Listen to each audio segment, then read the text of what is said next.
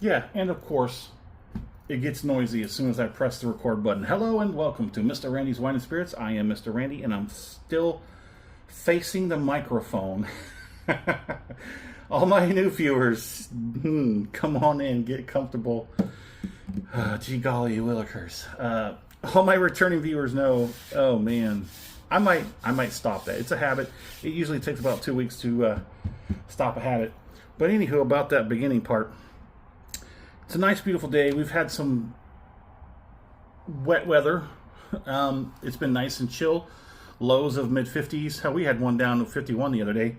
But it was a morning. It happens. We're rocking about mid to upper 60s. Very nice. Plenty of cloud cover. Occasional passing shower.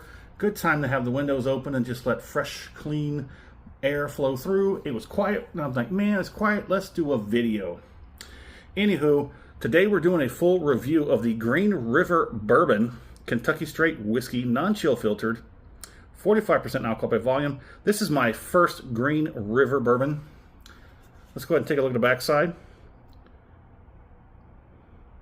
1885, Kentucky's 10th oldest distillery. The whiskey without regrets. So they use the water from the Green River, that's correct. Distilled, this is the Green River Distillery, or distilling company.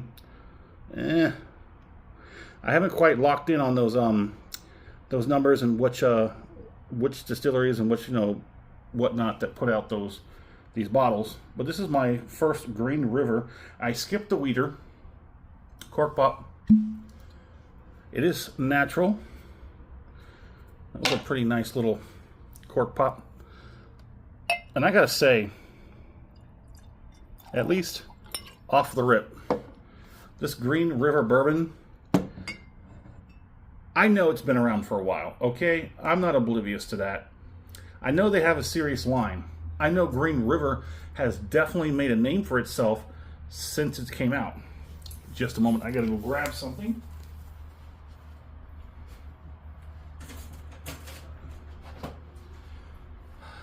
Green River has been on my radar. Sorry to get all up in your face there, or your ear. Green River has been pumping out some pretty good things lately in 2026. They just released something new. All the big whiskey tubers got like a little 200 milliliter flask. Maybe someday Mr. Randy will be in that group, but it's not about being a part of the group. It's just about being included. I want to get some free booze. I want to get some free bourbon. We're going to break out Mr. Randy's handy dandy whiskey color scale, and off camera we're going to try and nail this down to about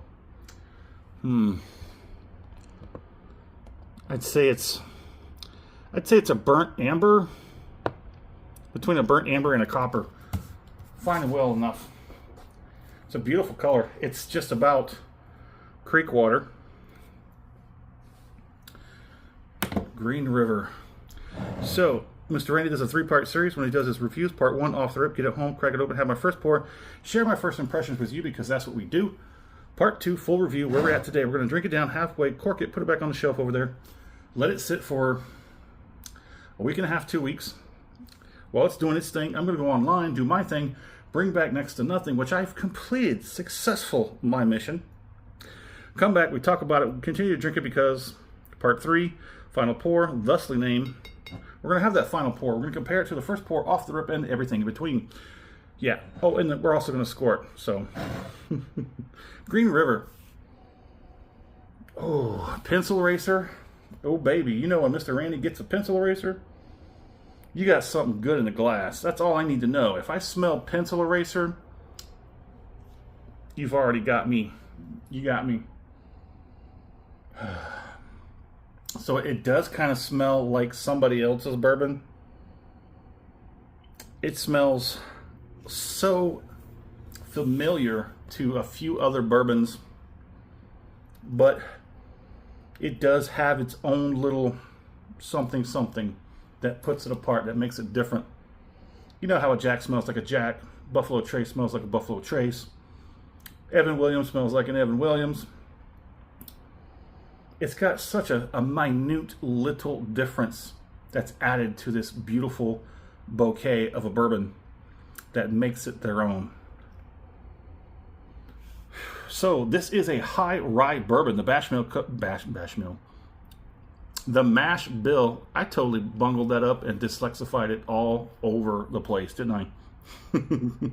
The mash bill comes in at 70% corn, 21% rye. Oh baby, high rye, with 9% malted barley. That's what I'm talking about. I love me some high rye bourbons. I don't particularly care for most rye, straight rye bourbons, but high rye and even some variations of rye, but got some good corn or malted barley mixture in there. Definitely. I've had some good ryes. What's the last one I had? The last rye I had that was good was the Emerald Giant from the Redwood Empire. If you haven't tried that one, that one's it's a little hard to swing off the rip. I'm going to tell you, to be honest with you. But every Redwood Empire I've had is a little hard to get onto until you get about halfway. Let's go ahead and move on. Oh, it's got a beautiful nose. Let's go and get it on the palate.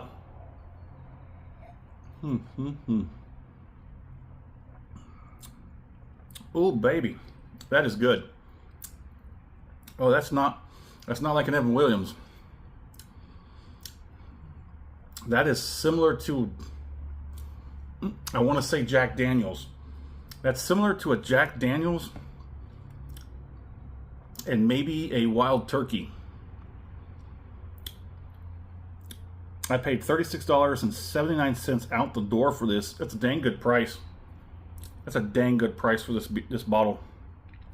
45% ABV. That's 90 proof for those of you who don't go outside of bourbon. I mean, I know it's on the bottle, but you guys usually don't look at that number. It's confusing. You just look at that, the 90 proof. I'm not putting you down. You do what you do. You do you, boo. I'm going to go ahead and go on with this next one. We got to keep it rolling. It's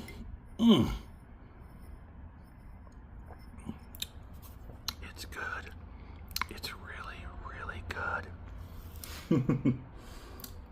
Do some AMSR for you.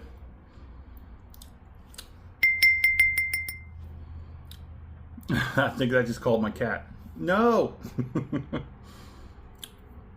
Oh man, it flashes. That rye, that high rye, slashes across the tongue like lightning, sizzle. And it's just like, it hits the tongue, sizzles for a second or two, then splits to the sides and hits the cheeks, and then falls down into the jowls. Ooh, and then creeps its way to the back. Dang, that's good. Oh man. Like I said, I jumped over the weeder. I'm not too big in the weeders. It's hard to think about a last weeder I had that I actually really liked. We're not going to talk about Maker's Mark. It's a part of Mr. Randy's past, a relationship we'd like to get over. We might, no, we're not, because the 46 and the French oak killed it for me. I'm just not looking forward to even attempting anything in Maker's Mark. There is one. I do retract that. There is one. I forget what it is. I think it's like a 100 proof or the 101 or whatever it is. I can't remember. I've got it written down. It's on my to buy list. So you might see that in a few weeks, maybe a month after this video. If you like the video, go ahead and hit that thumbs up button. And if you're not subscribed to the channel, go ahead and do that while you're there. That way these videos come right to you as soon as they're done. Did I give you a look at the glass? I did, but I think we didn't do the viscosity. Check. You know, you dizzy? Look at that. Hey, I will take quality over quantity every day and twice on Sunday. Let's go ahead and let's do this finish.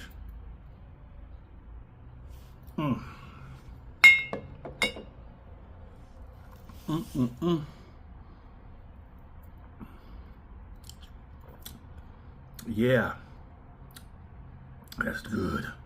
That's damn good. Got a damn good bottle. Got a damn good bottle. If you haven't heard of the Conservative Twins, they're on YouTube. They got a nice channel. It's full of democracy or idiocracy. Yeah, one and the same at some point, right? Man, I wish I could nail that down. There's like It's like peanuts. It's like peanuts and oak and like vanilla caramel spicy twist. I think it's a peanut. What is that? I'm gonna have to do some research and come back for the final pour. When I do so, hopefully I'll have that information. I'll know what this more tastes more like. If you have any idea, in your opinion, what does Green River taste like? It tastes like some other big label. I know it does. So go ahead and hit it up in the comments with that one. Let's go ahead and put a score on it. The finish is, it's got some heat, latent heat building up in the back. There's lots of spice and oak that's sort of swirling around, trying to die down, wear itself out. And then it's all just converting it to the heat in the back. Jeez. But not overwhelming. It's not like, ugh, I can't handle it. That's beautiful. That's just below tolerance levels, really. For a 90 proofer, that actually does, it does feel like it hits a little bit above 90. Let's score this, shall we?